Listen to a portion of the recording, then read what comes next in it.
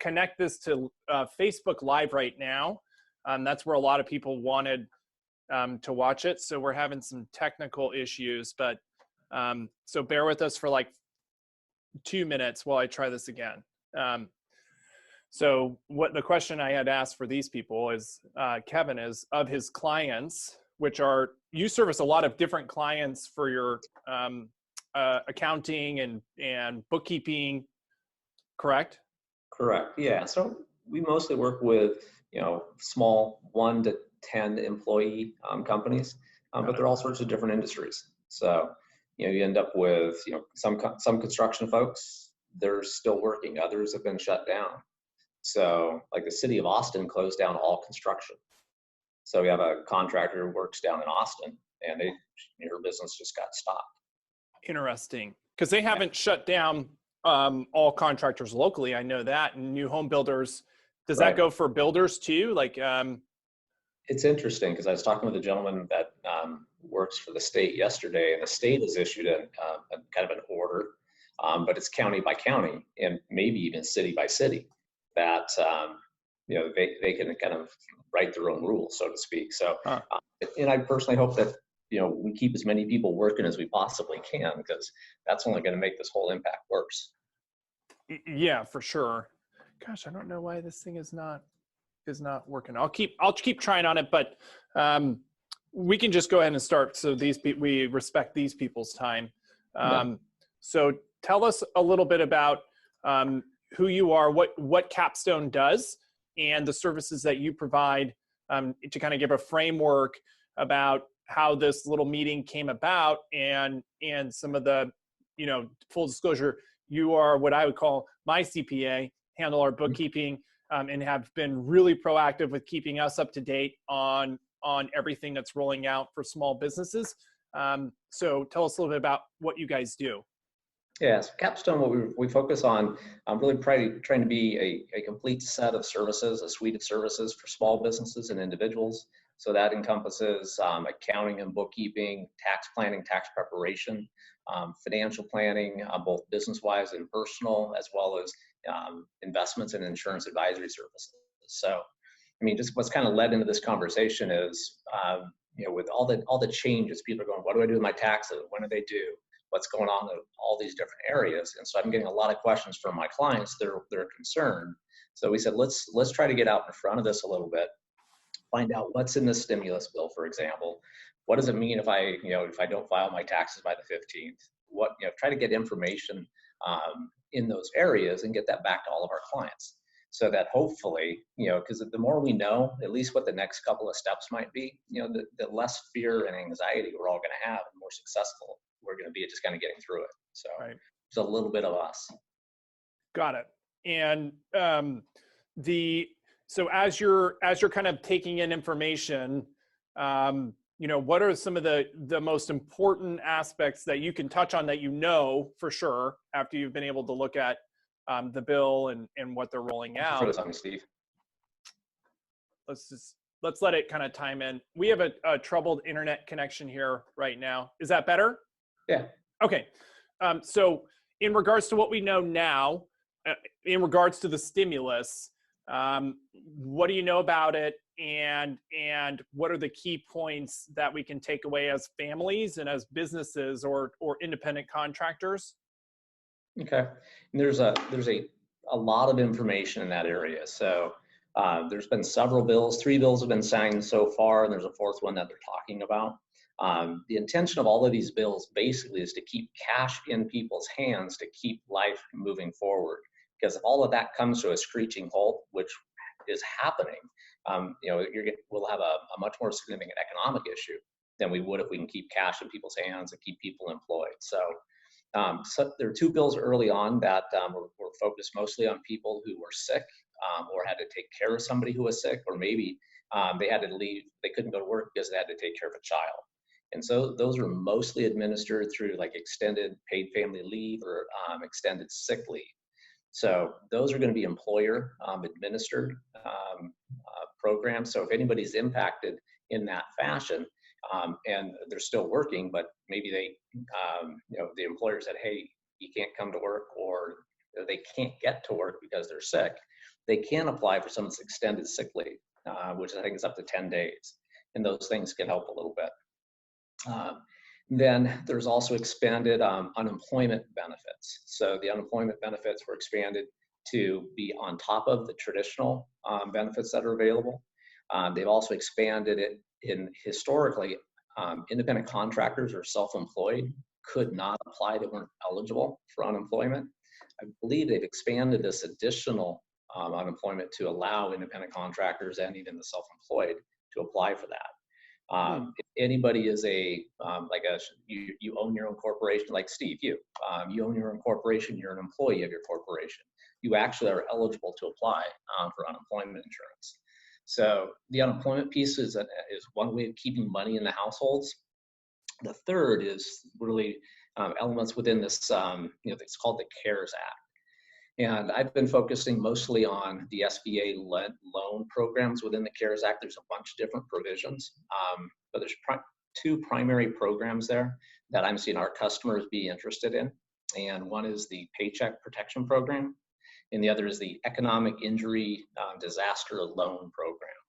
So I think you and I've talked about those a little bit. Would you want me to expand on those, or?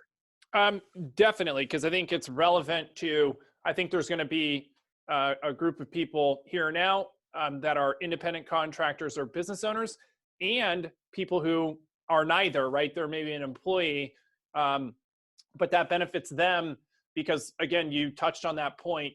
The whole goal of the FEDS right now is to throw money into an economy that's just kind of frozen, so we can get people rolling. So I want to give them hope that if this money gets down into, the small businesses of America, it's more prone that we all keep our jobs. So yeah, I would love to know more about both of those, the disaster loan and the difference with the PPP. So let's start quickly with the disaster injury loan. That loan, actually, you apply at the SBA site, sba.gov. And that is designed to put money into hands of business owners who, because of this, shutdown of work or stay home order, their business basically stopped, but they still have the expenses.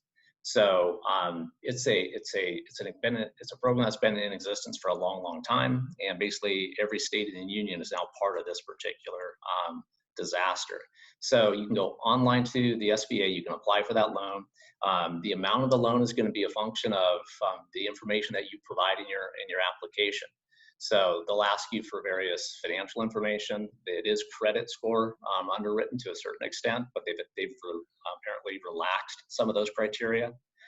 So it is a loan. It's a loan that would need to be repaid. The interest rate on it, I think, is 3.75 for for-profit companies, 2.75 for nonprofit.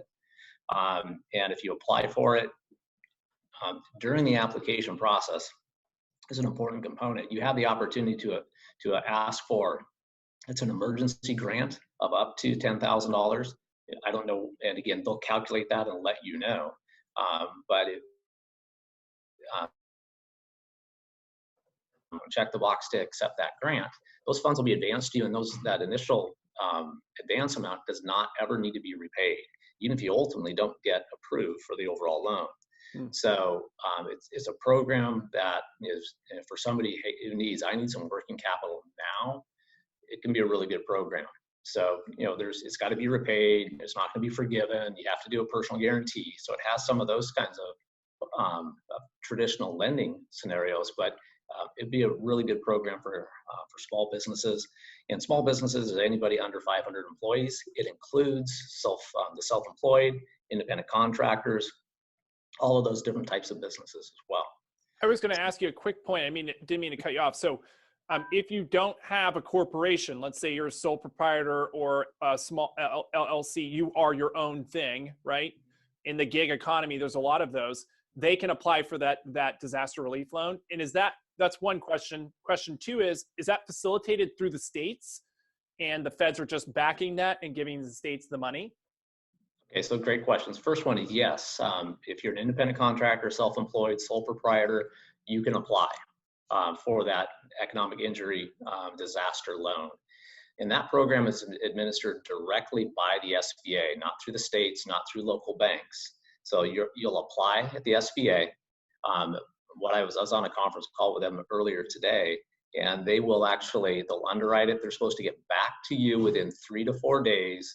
Actually, you're supposed to get notice of approval within 3 to 4 days after application, and also notice that the amount of that emergency advance grant, the amount and the timing of when that would be deposited into your bank account. So that's supposed to be relatively quickly. Then they'll also let you know, here's their underwriting says you are eligible for a loan of X dollars, $100,000, whatever it is. You have a chance to kind of talk with them, maybe negotiate for a little bit more or whatever, but they're going to tell you how much they're going to lend you. They'll also, in that process, tell you how much that advance is going to be. That can be, that doesn't need to be repaid, but $10,000 is the maximum of that advance. Got it. Okay. So I think everyone, who that's more than one. If you actually need it, go apply, right? If you need it right this second, go do that, because it's a true loan, right? Mm-hmm. And so that kind of leads into the PPP, which is a little bit different, unprecedented, right? Yeah, and I've never seen anything like this. I haven't either. The idea behind it is to keep people employed. So it's not a matter of, it's not free money out there to grab or whatever. It's basically, if you've got employees, if you have payroll, so let's talk about it in a couple of different categories. A company with payroll, then we'll talk about sole proprietors and independent contractors. But the program is designed to basically give any of those business forms, as long as you qualify as a small business below 500 employees, give all of you, everybody, access to 2.5 months of their average payroll cost. And the idea with that is that way you can retain your employees over this next 8-week period, so you don't have to lose them. And then when things start back up, you don't have any employees. But the money needs to be used for those kinds of expenses. And I'll expand on that a little bit. But so the program is, it's really focused on retention of employees. If you think about it, if I can keep my employees working here, then they don't have to go apply for unemployment. So that helps. Secondly, when things pick back up, I've got all the employees still here working, we can pick right back up. So it's trying to, eliminate that big, kind of crashing of employment, and then trying to pick it back up later when we're all able to go back to work. That was one of my questions, right? And a lot of people still have great confidence that this is relatively short term, although there's a lot of things happening today that have never happened before, that they call it a V-shaped recovery, like when we can all kind of go back out and this all passes. The hope is that people will go back out and start doing things again, and so the program is really designed to float all of these businesses and companies so that, number one, people don't lose their jobs, and then number two, as we come out and people start going out back to buy things or go do things, because there's gonna be all this pent up, like, hey, let's go to dinner, hey, let's go to let's go do something other than sit in our home. The system, the companies can actually handle all of that, right? Exactly. So can you go, I was reading, and I will share this with everyone. Someone shared a spreadsheet that was great. It broke down, your payroll and all of that, and showed just how much were eligible expenses. But can you go into a little bit, based on what you know, if you don't, what percentage of that money can be used for your rent and your utilities, and what happens if you don't actually use all that money? Okay, so let's talk about the mechanics of the program. There's a ton of details, and so I'll probably bore most everybody if we get into those details too far, but the mechanics of the program are pretty straightforward. Basically, if you've been in business, for a while, they're gonna look at your 2019 payroll. They're gonna they're gonna take the average monthly payroll, and that's your wages that have been paid, vacation, sick leave, and your basic payroll. And it's going to tie right to the sum of all the W-2s that your company issued, or the quarterly payroll tax reports. So, because that's information that is easily verified by a lender and by the SBA. So we're going to take your payroll, look at your average monthly payroll, multiply that number by 2.5. That's the first step. The first step is applying for the loan. And the amount of that loan is going to be, very simply, 2.5 times your average monthly payroll. And that does not include any payments to independent contractors. They cannot be included in that because they can apply on their own. So that's step one. You can also include in that, if your company provides health insurance benefits and retirement savings contributions, you can include the average monthly cost of those benefits as well. So that determines the loan amount.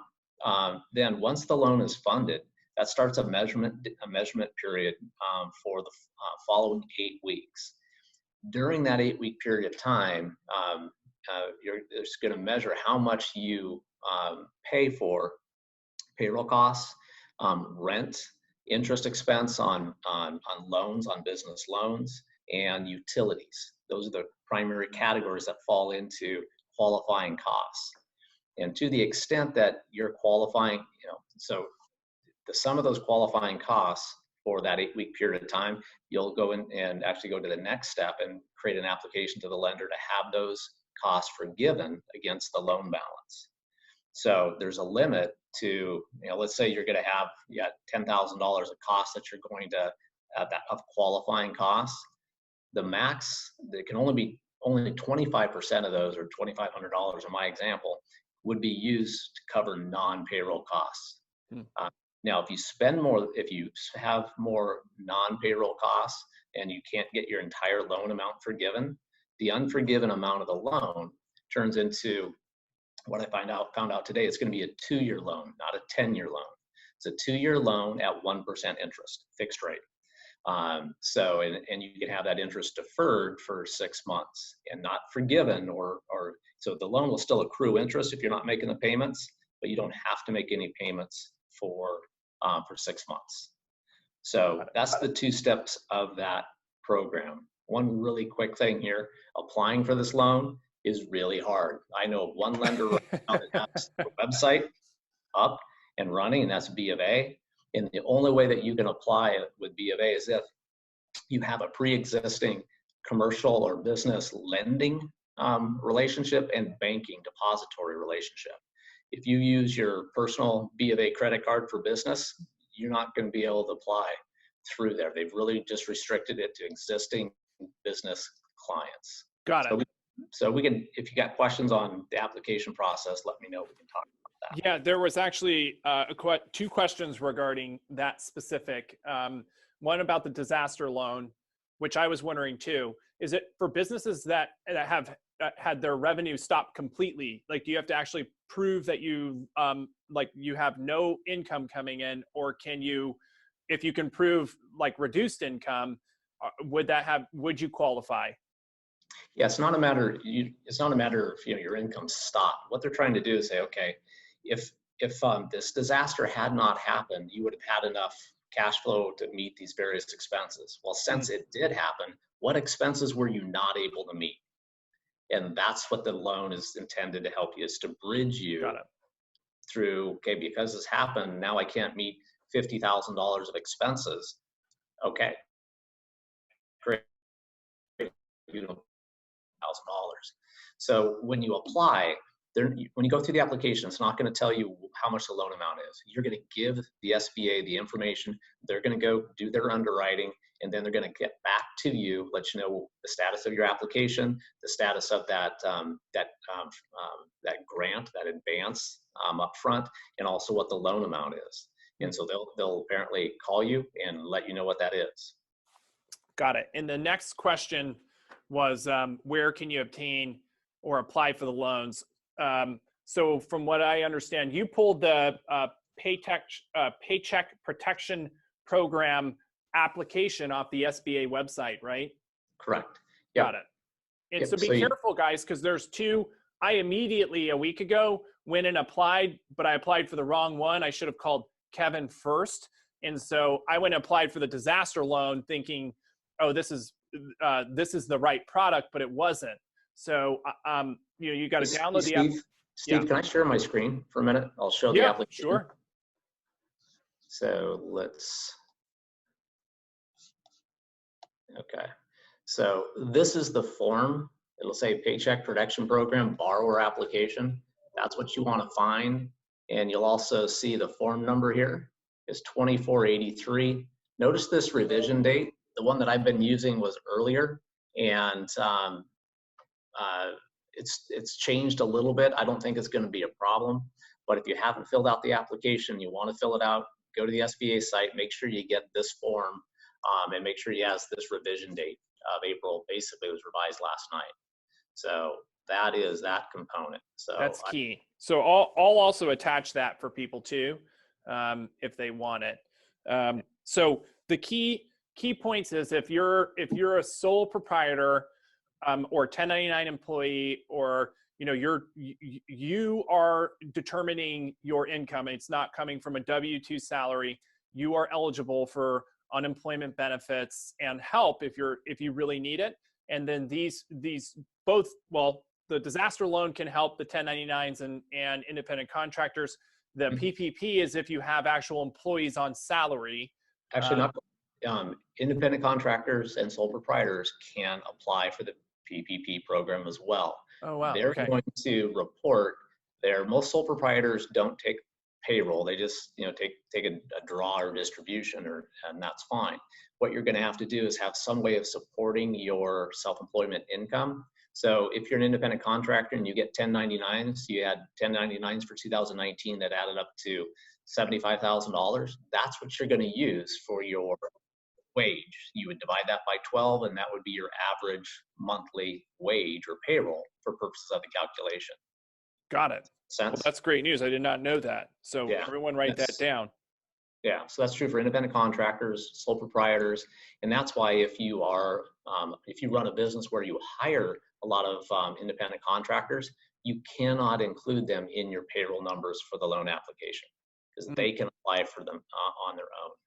My contractor made a point to me. He's like, man, I feel like he's a little nervous because he 1099s all of his subcontractors. So he's kind of like caught in the middle, where he runs he pays a lot of people, but they're all 1099 subcontractors.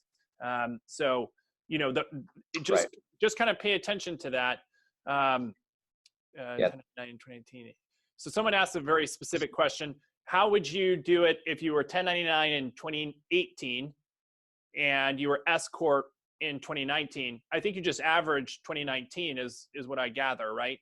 So if you were operated all of 2019 as an S Corp, is that the status? That's what she says, yes. So if you operated all of 2019 as an S corporation, you should have taken a wage. As an employee owner of an S corporation, you have to take a wage for the value of the services you provide to the corporation. So in that situation, you would have the payroll information. It would be your payroll, and that's what would go into your average monthly payroll calculation. Got it. Now, if you didn't take payroll, it's a bit of a problem because you're supposed to. What you might be able, a way you could approach it would be to say, okay, I didn't take a wage, but here's my net earnings out of my S corporation. And use that to apply, but just recognize, that you've created inconsistent for this loan program. You say, hey, my earnings were my net earnings from my S corporation, but the IRS looks at it and goes, wow, you didn't take any wage, so that means that must have been more like investment income, and investment income isn't part of this Paycheck Protection Program. So some folks might get themselves kind of in a bind, but apply and see what happens. Got it. Okay, I'll come back to that, Leslie. One question I'm going to throw you for a loop. This was not on the questions I provided you. And we've had a couple of discussions on it.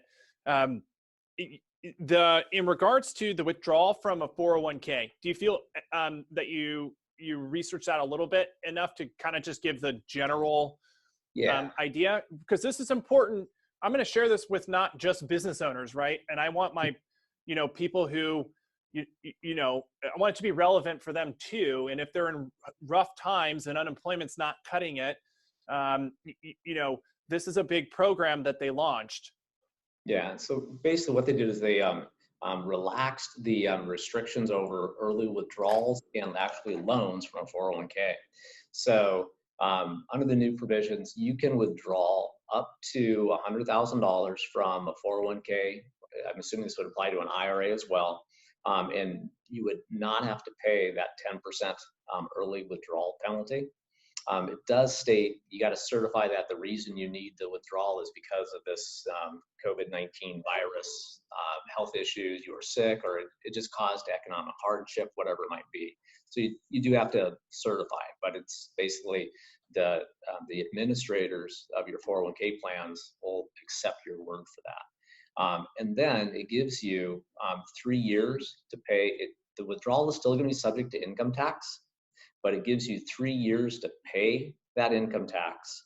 It also gives you the opportunity, if you can repay that money, put the money back into your 401k or your IRA, you won't be subject to income tax. So it's designed to give you access to money for liquidity purposes and if to help you through a difficult time. But ultimately, if you don't need it and you can put it back in, there is no tax implication for doing that. One thing to keep in mind, though, that this kind of goes the other direction, is your 401k and your IRA is really low in value right now. So withdrawing the money right now versus what it was 6 months ago, there's just not as much there. So if you don't need to, let your investments recover because they will. Like Steve was saying earlier, the economy is going to pick back up, we all believe, and so will the stock market, so will the value of your IRAs. Got it. So that would be used in the purpose of an emergency, right? And there's still ramifications of that, but that option is open if you absolutely need it, right? Absolutely. Got it. And so in regards to one more question, can you do that out of a Roth? You should be able to. I don't think there'd be any issue, but since there's not an income tax challenge, so that's a good question. I've not researched that. I think the answer should be yes, but that's going to take a little further research. Got it. Dennis, of course, asked the great question. Absolutely. So in regards to kind of switching topics now, and then I'll share Kevin's information if you guys want to talk about the business side for the PPP. Unemployment, they made in the stimulus, they launched on top of state unemployment, right? An additional benefit for people who've lost their jobs. Right. They did. So it's basically an enhanced and additional payment. So I'm assuming that it's going to be administered through normal unemployment channels. It's just going to be an additional payment or a larger payout that would be available. So EDD would be, the place, the normal place that somebody goes to apply for unemployment should access that benefit too. Got it. And since we do have a lot of independent contractors, would you recommend, if, let's say you have someone who's an independent contractor, Uber driver, real estate agent, would they go file for unemployment through the EDD, or do they go the alternative route? Which do you recommend? You mean the alternative route being like the loan program? Yeah. Right.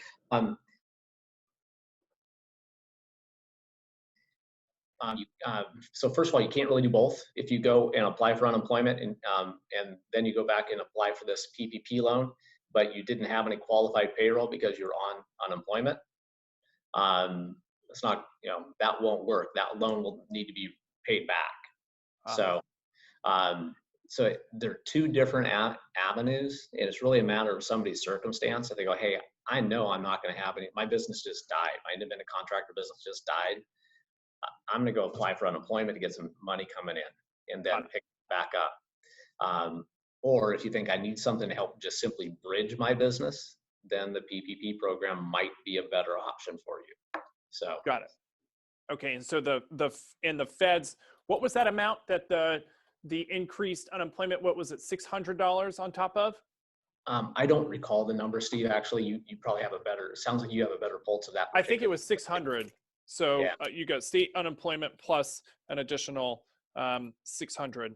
And okay, so and what are, I just want to make sure that they know where to go, right? Like you know, at least if they're definitely a corporation and you have payroll or you're paying yourself, definitely go at least review your options with the PPP, right? Yeah. So if your business needs help to get through the next 8 weeks, regardless of what style of business you are, there's two things. There's the economic injury loan, and then there's the PPP program. You apply for the economic injury loan directly at sba.gov. The PPP is being administered through banks and SBA approved lenders. So if you have a banking relationship with an SBA approved lender, contact them. That's going to likely be your best, most, the quickest avenue to getting an application processed. It's slow. We've prepared applications for about 50 companies, and it's hard. I've got a few that I've been able to place, at least the applications, but others I don't have a home for them yet. So, got it. And you had a call at 2. It's 2:05, and we have technology issues galore. So we weren't able to get it live streamed. And I appreciate you taking the time to actually talk with us about this. I've just seen a lot of misinformation flying around, and I thought that it would be important to come from someone who actually is placing the applications and gives guidance on these things, Yeah. No, so what about income taxes for everyone? Didn't they defer when you could actually, they're actually due? Yeah, so I'll answer that question, and then I'm going to scoot. You got to jump.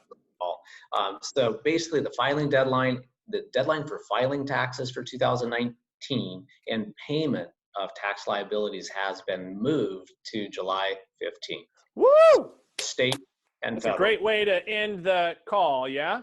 Exactly. One other thing that's good about it, your first quarter estimated tax payments aren't due until then also. That's awesome. All right. Thank you, Kevin. And if anyone has any questions for him, send me an email or something or a message. I'll place his contact information somewhere where you guys can get it. All right, Steve, thanks. I'll let you guys go. No worries.